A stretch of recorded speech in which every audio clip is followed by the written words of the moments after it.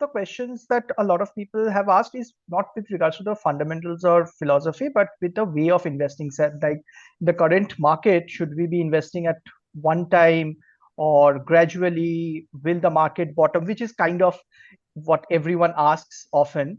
That is this the right time to get into the market? And if so, how? Is there any SIP that I should look at? If the product offers any such facilities, those parts, I think, if we can briefly touch on. About is it a good time or a bad time, or how we should look at it.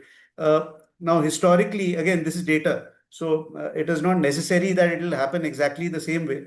But historically, what you've seen is that these sort of corrective phases tend to last anywhere between 15 to 22 months. That sort of thing happens.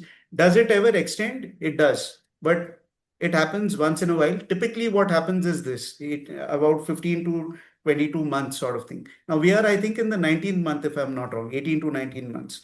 Now, given that, what I would say is that probably we are at the end of that phase. So that's the way I would look at it. But there is always the superimposition of fundamentals. And if you see, I spoke about one slide where, there is focus, a few sectors are the focus areas, but for example, textiles had a problem. So you need to also go one level lower, because the world isn't the same as it was in that 2020-25 phase, where there was general globalization, things expanding. Here we are getting more protectionist, so you've got to be very, very specific in terms of where you look at. So are there opportunities there? Yes. Should you invest? Yes. Is there volatility that will be there in the market? Yes.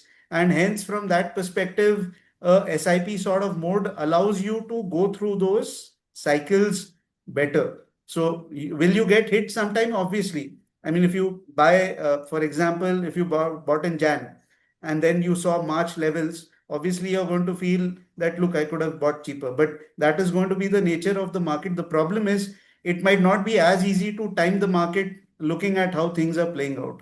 So from that perspective, I would advise an SIP mode.